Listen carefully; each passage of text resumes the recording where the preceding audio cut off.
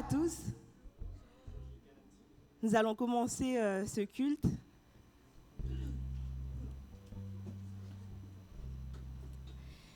Nous voulons nous réjouir ce matin dans la présence du Seigneur et lui rendre grâce pour tout ce qu'il a fait pour nous et nous confier en lui si nous passons par des difficultés. Ce matin, je me suis rappelé de cette parole que David a dit. Mon âme, pourquoi es-tu abattue au-dedans de toi? Et gémis-tu? Espère en l'Éternel. Que nous puissions tous ce matin espérer en Dieu. Et à un moment de sa vie, David passait aussi par d'autres difficultés. Et il est écrit, mais David reprit courage en s'appuyant sur l'Éternel, son Dieu. Que chacun de nous puissions nous appuyer sur Dieu pour reprendre courage. Donc je vais prier pour ces moments. Seigneur, nous te rendons grâce pour tout ce que tu fais pour nous. C'est un vrai privilège, Seigneur, pour nous de nous tenir devant toi. Merci pour la vie que tu nous donnes aujourd'hui. Nous voulons te louer de tout notre cœur et nous voulons nous attendre à toi, Seigneur. Nous savons que tu as quelque chose pour chacun de nous. Donne-nous d'être attentifs à ce que tu as à nous dire ce matin, Seigneur. Bénis les chants, bénis la prédication, bénis tout ce qui sera fait ce matin, Seigneur. Nous voulons être en communion les uns avec les autres et avec toi, mon Dieu. Je te rends grâce pour tout, Père, au nom de Jésus. Amen. J'invite...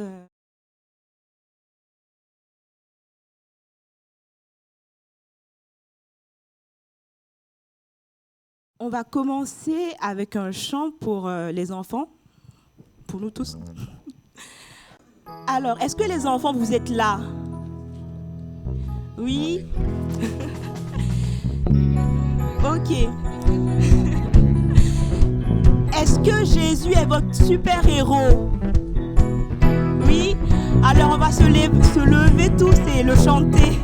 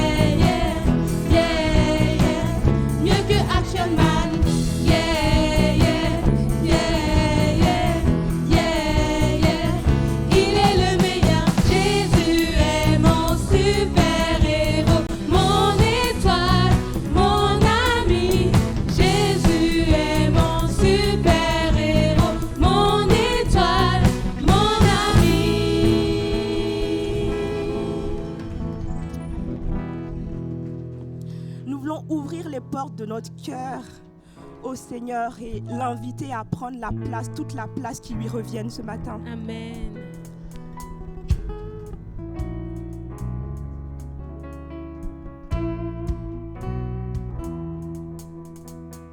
Hosanna, Hosanna.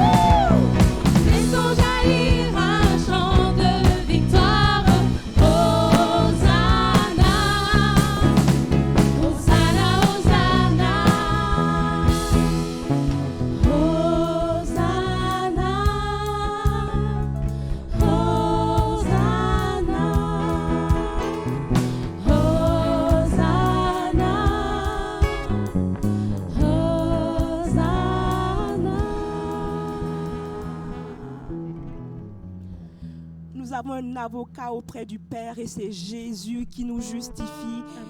Nous voulons nous tenir devant Dieu ce matin et nous rappeler que Jésus est cet avocat.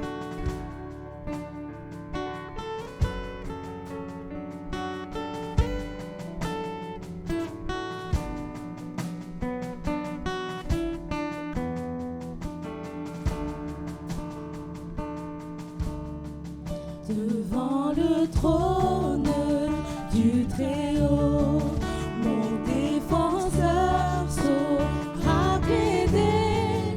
Cet avocat s'appelle amour, il intercède pour moi toujours. Mon nom est gravé sur ses mains, mon nom est inscrit sur son cœur. Puisqu'il défend ma cause au ciel, nul ne pourra me condamner, nul ne pourra me condamner. Et quand Satan me fait douter, vient me tenter et m'accuser, je lève vers celui qui a donné pour moi sa vie. Mon sauveur était innocent, sa mort me rend la liberté. Oui, Dieu le juste est satisfait et il pardonne mon péché. Et il pardonne mon péché. Voyez l'agneau ressuscité, il est le roi plein de bonté. Non, il ne changera jamais. Lui, ma justice, mon bien, ma paix. En lui, j'ai la vie éternelle. Par son sang, il m'a racheté. Pour toujours, ma vie est cachée en Jésus, mon sauveur, mon Dieu. En Jésus, mon sauveur, mon Dieu.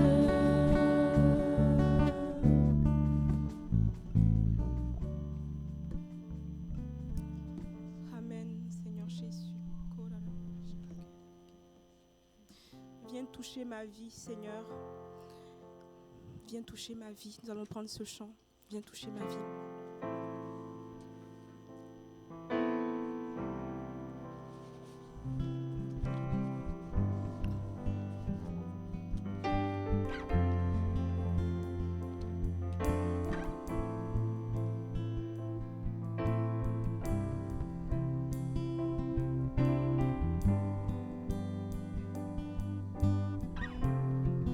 Oh, quelle paix dans ces moments, dans le calme de ta présence, quand le bruit faiblit et tu parles à mon âme.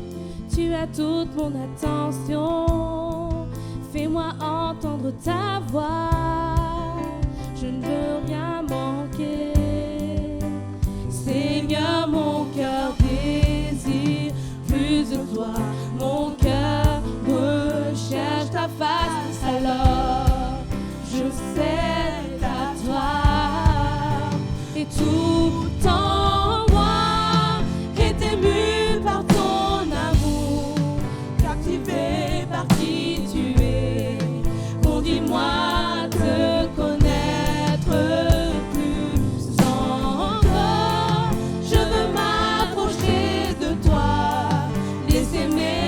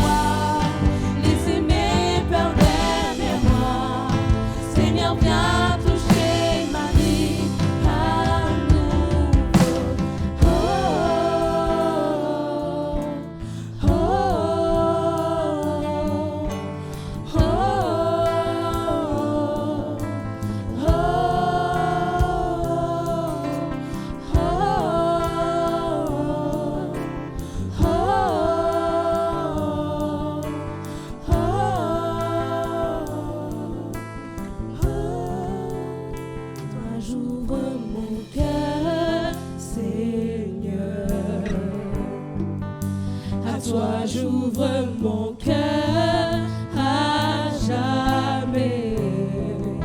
Donc fais ce que toi seul sais faire.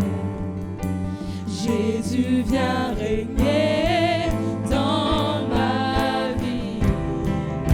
À toi j'ouvre mon cœur, Seigneur. À toi j'ouvre mon cœur à jamais. Donc fais ce que toi seul sais faire. Jésus vient régner dans ma vie. À toi j'ouvre mon cœur, Seigneur. À toi j'ouvre mon cœur à jamais. Donc fais ce que toi seul sais faire. Jésus vient régner dans ma vie.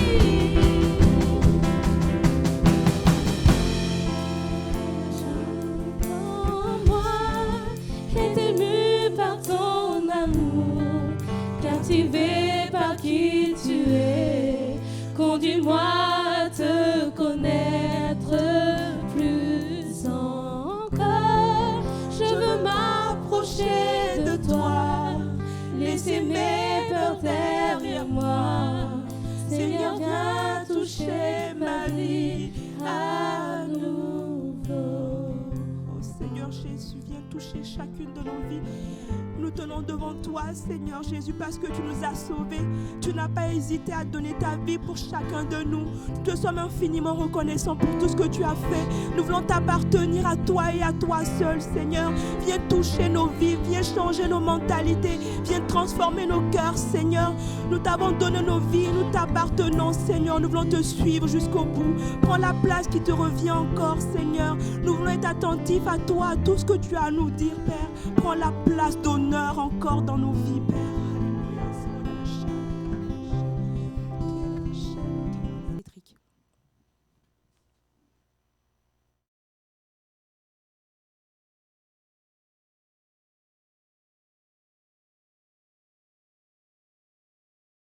Bonjour à tous.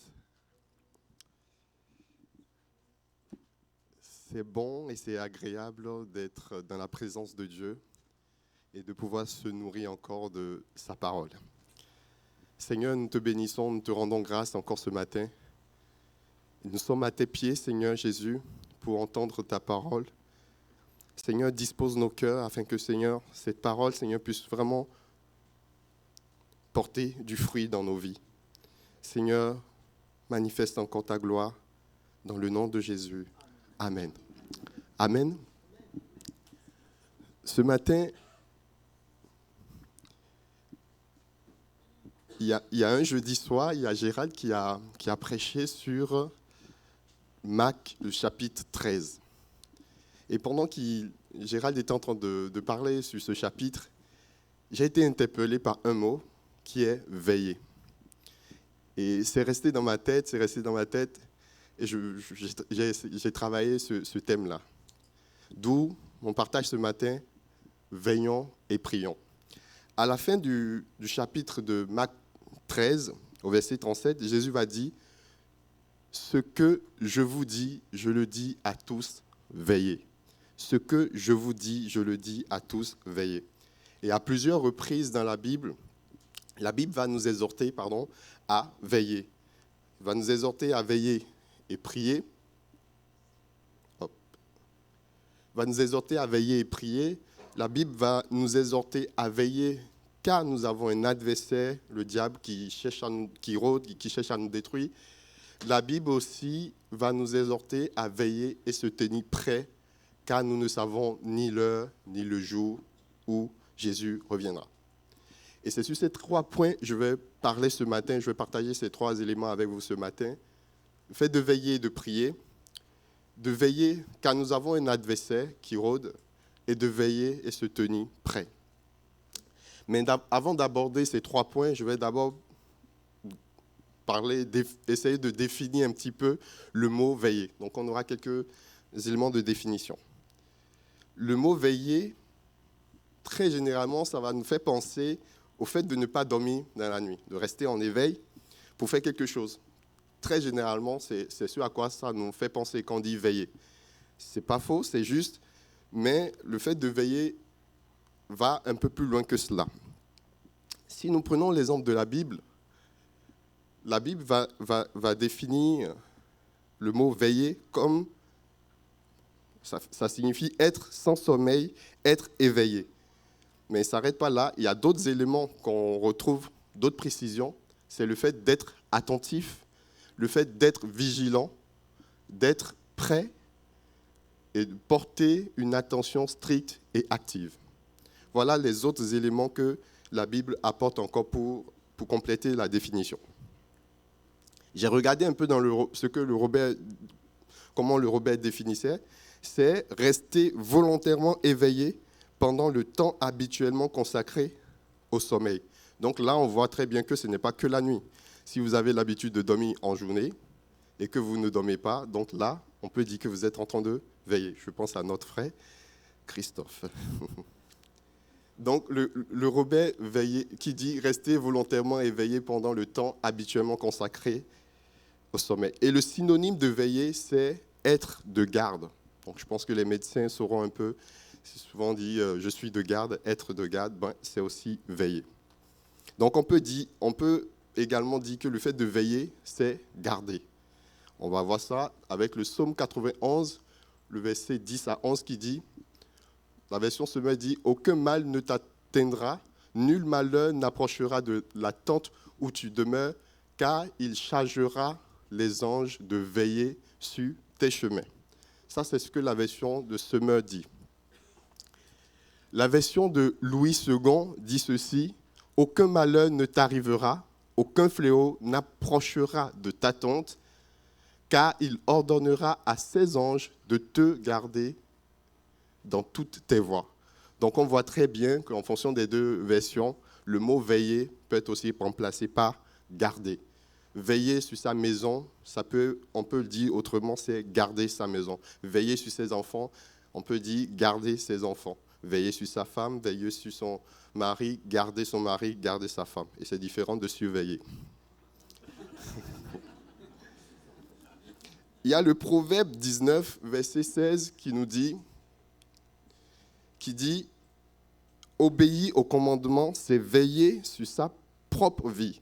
Ne pas veiller sur sa conduite, c'est courir à la mort. » Obéir au commandement, c'est veiller sur sa propre vie. Voilà encore une autre définition que Proverbe 19 nous donne. Donc le fait de veiller aussi peut être défini comme le fait d'obéir au commandement de Dieu. Donc là, avec tous ces éléments, on voit que veiller n'est pas en réalité que nocturne.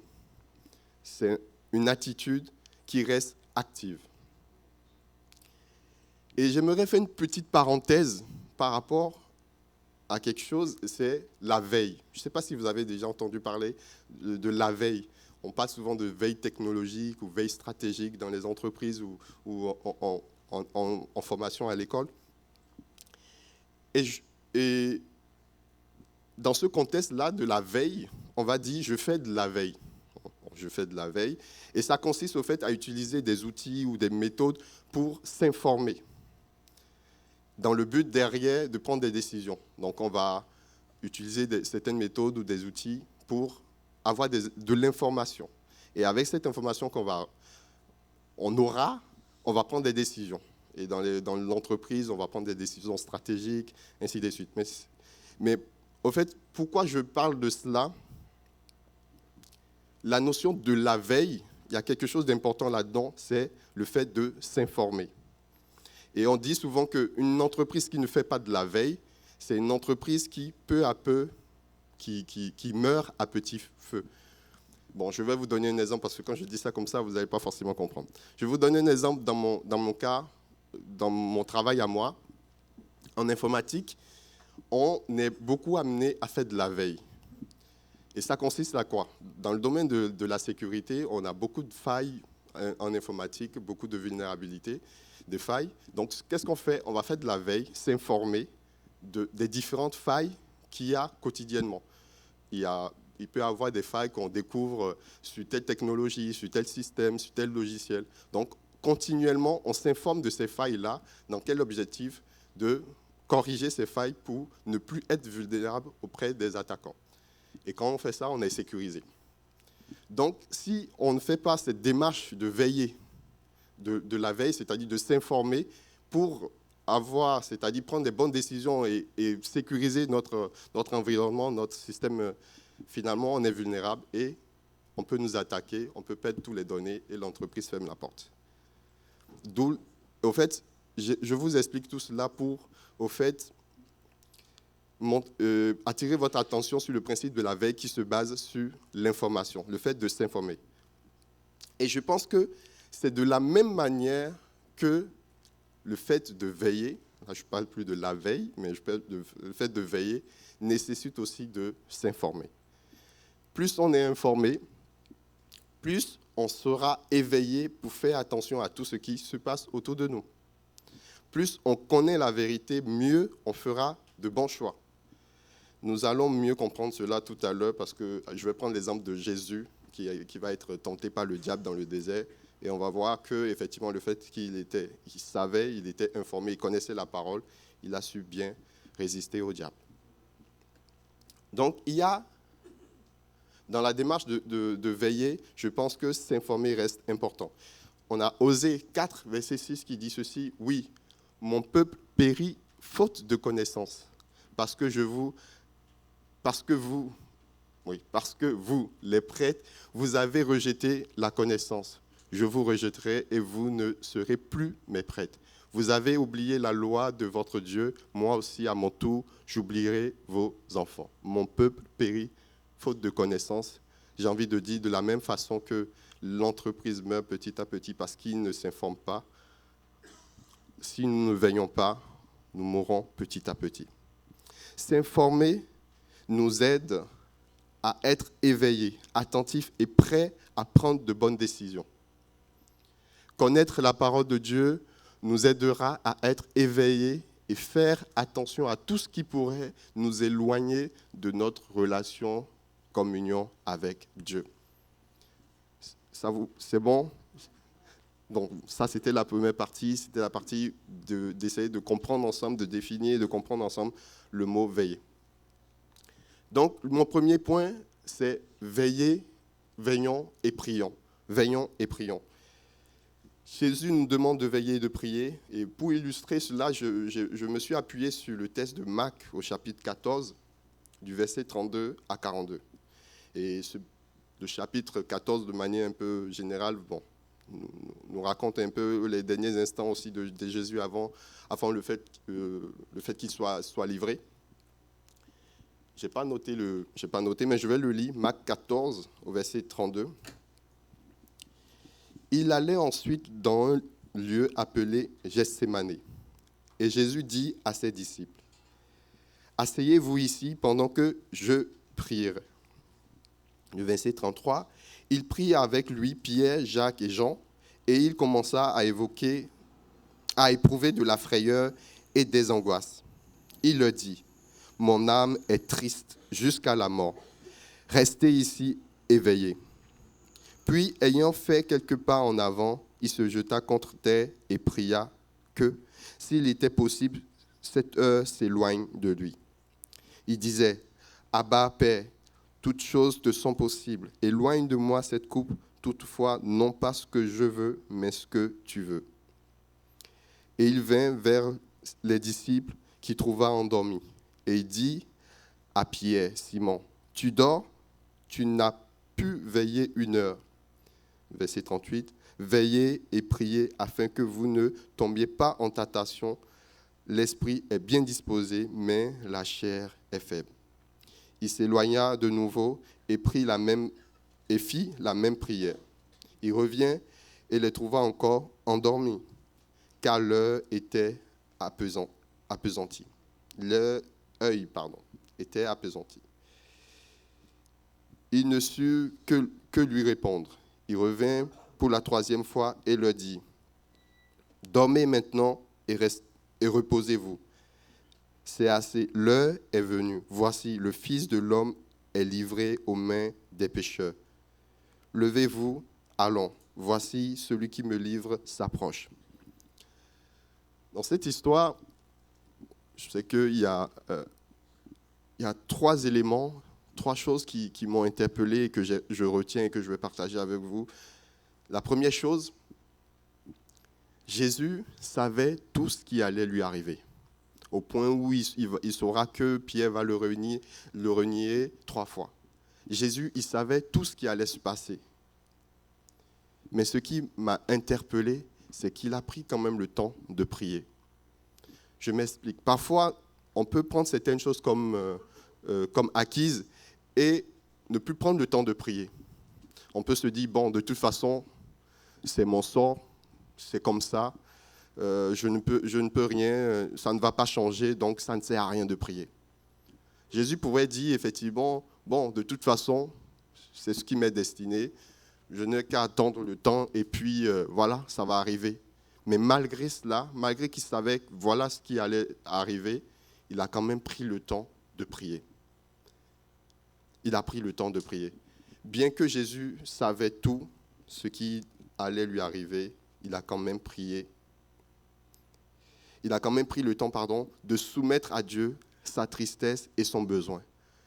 Il a soumis à Dieu sa tristesse. Et au verset 36, il va dire, « Abba, Père, toutes choses te sont possibles. Éloigne de moi cette coupe. Toutefois, non pas ce que je veux, mais ce que tu veux. » Déjà, dans la prière, il savait que tout est possible à Dieu. Il savait que son Père pouvait l'éloigner de cela. Mais il va rester aussi dans une attitude où c'est la volonté de Dieu qu'il recherche. Comme Jésus, lorsque nous sommes dans une situation, peu importe laquelle, demeurons dans la prière et en soumettant au Père notre crainte. Je n'ai pas marqué ça. Et si c'est sa volonté, il nous aidera à bien traverser ces moments-là. Ça, c'est la première chose. Malgré qu'il savait tout, il n'est pas resté là, dit de toute façon, c'est comme ça, voilà, je n'ai plus qu'à attendre. Non, il a pris le temps de prier, de soumettre sa tristesse à Dieu. La seconde chose qui m'interpelle dans ce passage, Jésus prend aussi le temps d'exprimer à Pierre, Jacques et Jean l'état de son cœur. Il va dire au verset 34, je vais le relire, il va dire, je commence à partir du verset 33, il prit avec lui Pierre, Jacques et Jean, et il commença à éprouver de la frayeur et des angoisses. Il leur dit, mon âme est triste jusqu'à la mort. C'est ce que Jésus va dire à Pierre, Jacques et Jean. Mon âme est triste jusqu'à la mort. On peut considérer que Pierre, Jacques et Jean aussi, on peut dire, c'est ses amis. Il confie cela, mon âme est triste jusqu'à la mort. Il confie ça à ses amis et il leur demande de veiller, de prier. Qu'est-ce qu'ils font? Ils vont dormir. Prenons le temps parfois de comprendre la douleur de nos frères et de nos sœurs, de nos proches, pour prier avec eux. Apprenons à compatir et à soutenir nos proches qui traversent des moments difficiles. N'ayons pas des attitudes qui découragent, mais plutôt encourageons-les, apprenons à les encourager dans les moments difficiles. N'ayons pas des attitudes qui découragent, comme le cas des amis de Job, par exemple. La Bible nous demande d'aimer nos prochains comme nous-mêmes et de faire aux autres ce qu'on aimerait qu'on nous fasse. Quand on fait par exemple la promesse, on écoute un frère ou une sœur, un ami qui nous dit, voilà, je passe par tel moment, souvent, des fois, je pense que c'est devenu peut-être une habitude, je ne sais pas, mais je vais prier pour toi, je vais prier pour toi. Est-ce qu'on le fait réellement? On promet de prier pour la personne parce qu'on a entendu ce qu'il a dit. Est-ce qu'on le fait réellement? Nous devons apprendre prendre de nos nouvelles réciproquement afin de pouvoir s'encourager mutuellement dans la prière. Je pense que ce passage aussi nous invite à également veiller et prier pour nos proches, pas uniquement pour nous, pas veiller et prier que pour nous, mais aussi à penser à veiller et prier pour nos proches, pour nos amis. Voilà la deuxième chose qui m'interpelle, c'est le fait qu'ils ont dormi alors que Jésus leur a quand même confié la douleur de son cœur. Et la troisième chose qui m'interpelle dans ce verset, c'est que Jésus va dire « veillez et priez ». Il n'a pas dit « priez et veillez ». Veillez et priez, cela m'interpelle dans le sens où « gardez ma parole et priez ». On avait dit tout à l'heure que veiller, ça veut dire aussi garder. Gardez ma parole et priez. Informez-vous et priez. Veillez et priez. Et je pense que si on prend ce temps-là de s'informer, de se nourrir de la parole, on aura beaucoup plus d'éléments quand on va se mettre à genoux pour prier. Veillons et prions. Nous devons également être très attentifs et vigilants face aux choses qui nous entourent pour ensuite prier.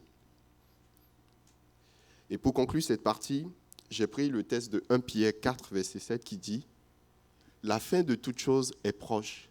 Soyez donc sages et sobres pour vaquer à la prière. Avant tout, ayez les uns pour les autres une ardente charité, car la charité, l'amour, couvre une multitude de péchés. Exercez l'hospitalité les uns envers les autres sans murmure. »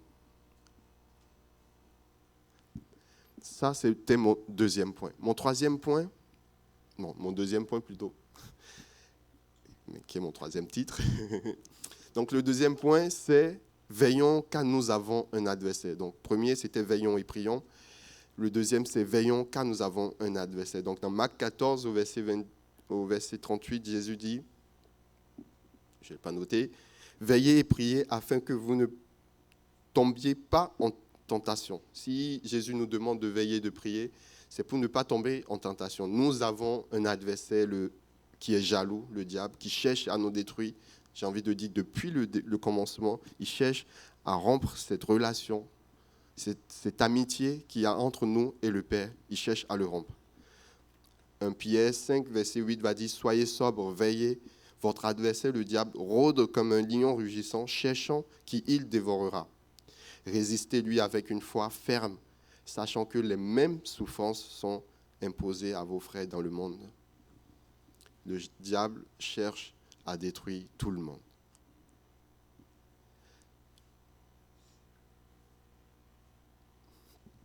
Ce passage nous invite à veiller et à résister au diable. À résister au diable, parce que lui, il rôde autour de nous. Et nous devons lui résister avec une foi ferme. Et la foi vient de ce qu'on entend, et ce qu'on entend vient de la parole de Dieu, dit Romains 10, verset 17. Notre connaissance de la parole de Dieu, c'est cela qui va nous aider à être éveillés et résister au diable qui cherche à nous détruire. Si nous prenons finalement l'exemple de Jésus, ça m'a toujours impressionné cette histoire. Le diable, à plusieurs reprises, au fait, il n'a pas essayé une seule fois. Il n'a pas essayé une seule fois. Il va essayer plusieurs fois. Et à chaque fois, Jésus va répondre en s'appuyant sur la parole. Il va dire, si tu es le Fils de Dieu, et c'est la tactique généralement de l'ennemi du diable, c'est de semer le doute. Si tu es le Fils de Dieu, si tu es le Fils de Dieu. Mais Jésus, il savait qui il était et il connaissait la parole. Et grâce à cela, il a su résister au diable qui cherchait à le détruire. Pour résister au diable, nous avons donc tout intérêt à bien connaître la parole. À bien connaître la parole. Et si on prend aussi comment le diable a réagi dans la Genèse face à la femme, il va lui dire, Dieu a-t-il réellement dit, vous ne mangerez pas de tous les arbres du jardin? La femme va prendre le temps de lui répondre, lui dit, oui, Dieu a dit, on peut manger de tout, mais sauf de cet arbre qui est au centre. Si on mange cela, on va mourir. Et il va dire, non, vous n'allez pas mourir. C'est la réponse que le diable va donner, et c'est un mensonge. Donc, il a cette ruse de nous faire croire que c'est vrai, mais c'est faux, pour semer le doute en nous. D'où l'intérêt vraiment de bien connaître la parole de Dieu pour pouvoir résister. de bien connaître la parole de Dieu aussi pour pouvoir filtrer tout ce qu'on peut entendre autour de nous. Notre esprit est bien disposé, mais notre chair est faible. Et pour cela, nous devons être revêtis de toutes les armes spirituelles pour pouvoir résister au diable. Et Éphésiens 6, versets 14 à 18 nous parle de cela, des armes spirituelles, la vérité, la justice, le zèle que donne l'évangile de la paix, le bouclier de la foi, le salut, l'épée de l'esprit qui est la parole de Dieu. Le verset 18 dit, faites en tout temps, le verset 18 de Éphésiens 6 dit, faites en tout temps par l'esprit toutes sortes de prières et de supplications. Veillez à cela avec une entière persévérance et priez pour tous les saints. Veillez. Le diable a utilisé la ruse pour nous éloigner de Dieu. Mais Dieu, par son amour, est venu rétablir ce lien-là en passant par son Fils, en donnant son Fils pour nous. Et notre responsabilité maintenant, c'est de veiller à ce que nous avons reçu, nous ne puissions pas encore à nouveau le perdre. Dieu a rétabli toutes choses. Veillons, soyons sur nos gardes. Gardons le trésor que nous avons reçu, qui est notre salut en quelque sorte. Gardons cela pour ne pas à nouveau encore le perdre. Parce que lui, le diable, il cherchera toujours à nous arracher cela. Mais veillons, soyons attentifs. Le troisième point, c'est veillons pour se tenir prêts. Marc 13, versets 35 à 37 dit « Veillez donc, car vous ne savez quand viendra le maître de la maison, ou le soir, ou au milieu de la nuit, ou au chant du coq, ou le matin. Craignez qu'il ne vous trouve endormis à son arrivée soudaine. Ce que je vous dis, je le dis à tous, veillez. » Jésus nous demande de veiller afin d'être prêts pour son retour. Et pour illustrer cela, j'ai pris l'histoire des 10 femmes vierges dans Matthieu 25, du premier verset au 13e verset. Je vais le lire. « Alors le royaume des cieux sera semblable à 10 vierges qui, ayant pris leur lampe, allaient à la rencontre de l'époux. 5 d'entre elles étaient folles et 5 sages. Les folles, en prenant leur lampe, ne prirent point d'huile avec elles, mais les sages prirent avec leur lampe de l'huile dans des vases. Comme l'époux tardait, toutes soupiraient et s'endormit. Au milieu de la nuit, on cria « Voici l'époux, allez à sa rencontre. » Alors, toutes ces vierges se réveillent et préparent leur lampe. Les folles dirent aux sages « Donnez-nous de votre huile, car nos lampes s'éteignent. » Les sages répondirent « Non, il n'y en aura pas assez pour nous et pour vous. Allez plutôt chez ceux qui en vendent et achetez-en pour vous. » Pendant qu'elles allaient en acheter, l'époux arriva. Celle qui était prête entrait avec lui dans la salle des noces, et la porte fut fermée. Plus tard, les autres vierges vinrent et dirent « Seigneur, Seigneur, ouvre-nous. » Mais il répondit « Je vous le dis en vérité, je ne vous connais pas. Veillez donc, puisque vous ne savez ni le jour ni l'heure. » Cette histoire, ça interpelle. Moi, ce qui m'a beaucoup interpellé, je n'ai pas encore d'explication en tant que telle, mais ça m'a beaucoup interpellé, c'est le fait que les 5 folles vont demander aux 5 sages de leur donner de l'huile et elles vont refuser.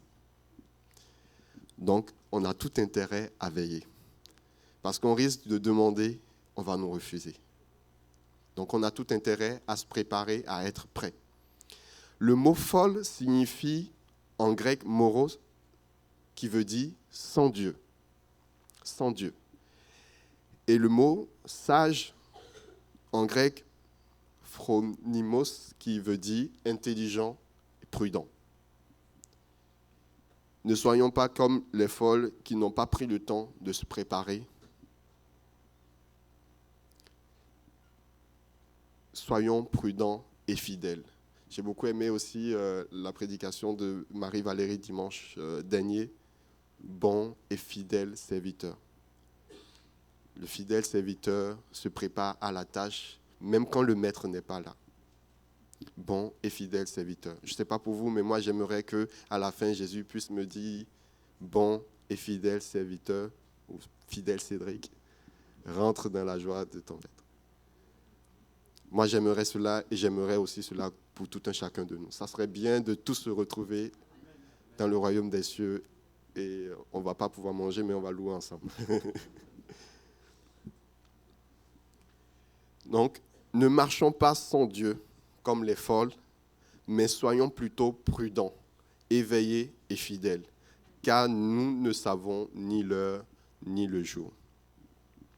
Notre connexion avec la parole de Dieu fera en sorte que notre lampe soit toujours allumée.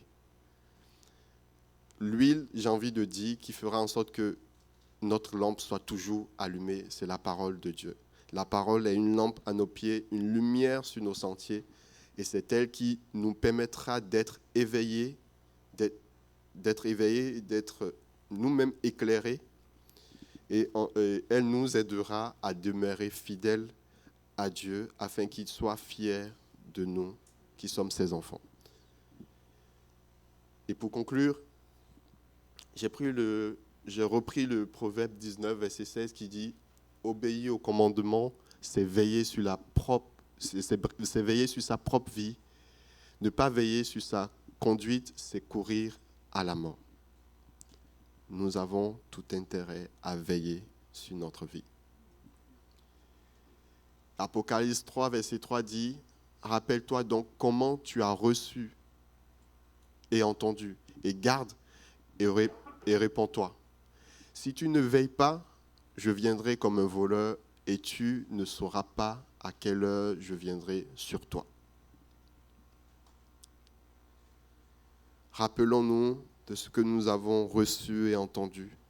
Mettons cela en pratique. Dieu veille sur nous, mais nous avons une part aussi, c'est de rester éveillés, c'est de veiller. Voilà ce que je voulais partager avec vous ce matin. Veillons et prions. Veillons et faisons attention car nous avons un adversaire qui rôde et qui cherche à nous détruire. Veillons parce que nous ne savons pas l'heure où Jésus reviendra. Amen. Seigneur, je veux te rendre grâce encore ce matin pour ta parole qui nous instruit dans l'objectif de se préparer aussi et de faire ta volonté. Tel est notre désir, Seigneur, c'est de faire ta volonté. Et ce qui me rassure encore ce matin, c'est que tu ne nous laisses pas seuls. Tu marches avec nous. Tu veux nous aider par ton esprit à être les enfants que tu désires qu'on soit, Seigneur. C'est pour cela, Seigneur, nous voulons tout abandonner. Nous voulons lâcher prise. Nous voulons que tu prennes la première place dans nos vies, Seigneur, afin de nous conduire, afin qu'en tout temps, à chaque instant, on soit éveillés, attentifs, prudents, et qu'on puisse garder ta parole comme tu nous demandes, Seigneur, dans notre cœur, afin, Seigneur Jésus, de pouvoir bénéficier pleinement, Seigneur Jésus, de tes promesses pour nous. Ta parole est vraie. Et nous te disons encore merci, Seigneur. Prends ta place au milieu de nous et que ton nom soit glorifié, Père. Dans le nom de Jésus. Amen. Amen.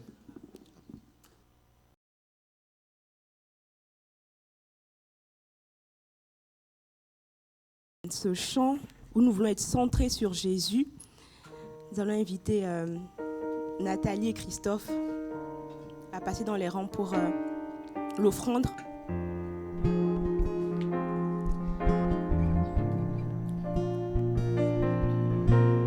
Nous voulons être centrés sur Jésus.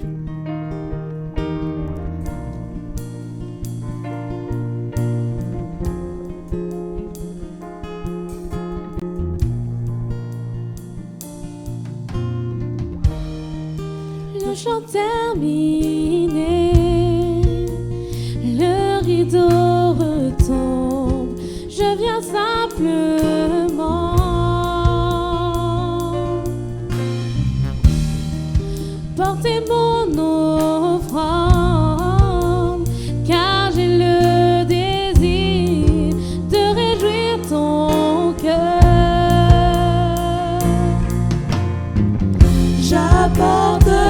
plus qu'un beau chant. Chanter ne suffit pas pour répondre à ton appel. Les apparences sont trompeuses, tu vois bien au-delà. Oh Dieu, tu sondes mon cœur. Je reviens au cœur de la louange. Tout est centré sur toi, centré sur toi, Jésus. Oui, je renonce à tous mes faux semblants pour tout centrer sur toi, centré sur toi, Jésus.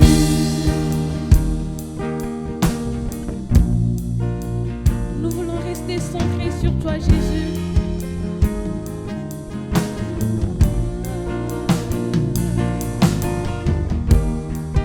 Roi d'éternité, qui peut exprimer ce dont tu es digne? Bien que faible et pauvre, je te donne tout, prends toute ma vie. J'apporte plus qu'un beau chant. Chanter ne suffit pas pour répondre à ton appel. Les apparences sont trompeuses, tu vois bien au-delà. Oh Dieu, tu sondes mon cœur. Je reviens au cœur de la louange. Tout est centré sur toi, centré sur toi, Jésus. Oui, je renonce à tous mes faux semblants pour tout centrer sur toi, centré sur toi, Jésus. Centré sur toi, centré sur toi, centré sur toi, Jésus. Centré sur toi, centré sur toi, centré sur toi, Jésus. Je reviens au cœur de la louange. Tout est centré sur toi, centré sur toi, Jésus. Oui, je renonce à tous mes faux semblants pour tout centrer sur toi, centré sur toi, Jésus.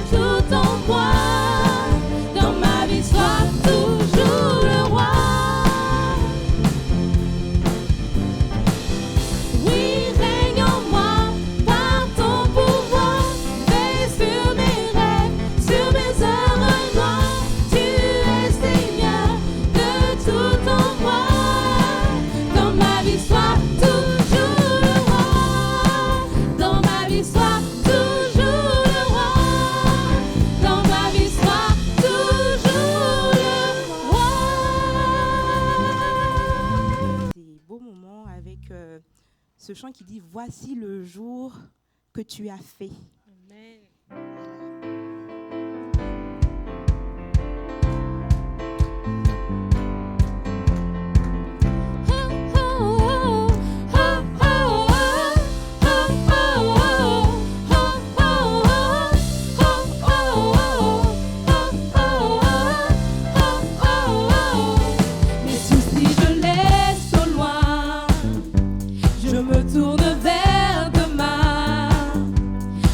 Je remets mon être entier, Jésus.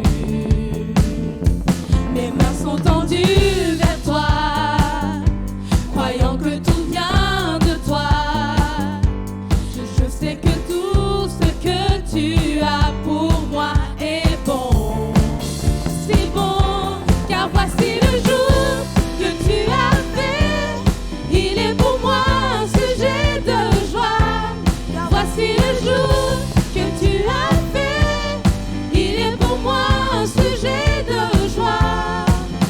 Non, je n'aurai pas peur pour demain, ma confiance est en toi. Voici le jour, oh oh oh, oh, voici le jour, oh oh oh. Mais quand je les laisse au loin, je ne doute plus de rien. Je remets ma volonté, Jésus. Mes mains sont tendues vers toi, croyant que tout vient de toi. Je sais que tout ce que tu as pour moi est bon. C'est bon, car voici le jour que tu as fait. Il est pour moi un sujet de joie. Voici le jour que tu as fait, il est pour moi un sujet de joie. Non, je n'aurai pas peur pour demain, ma conscience est en toi. Voici le jour, oh oh oh, oh, voici le jour, oh, oh. Pour toi, Seigneur, je vivrai. Pour toi, Seigneur, je vivrai. Fondé sur ta vérité, fondé sur ta vérité. Pour toi, Seigneur, je vivrai. Pour toi, Seigneur, je vivrai. Fondé sur ta vérité, sur ta vérité. Car voici le jour que tu as fait. Il est pour moi un sujet de joie. Voici le jour que tu as fait. Il est pour moi un sujet de joie. Non, je n'aurai pas peur pour demain. Mes craintes sont entre tes mains. Je te suivrai sur le chemin. Ma confiance est en toi.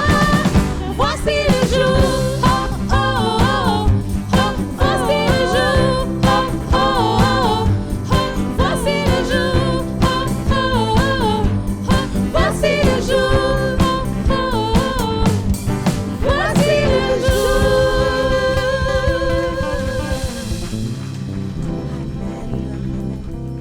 Aïe, est-ce que tu veux bien prier?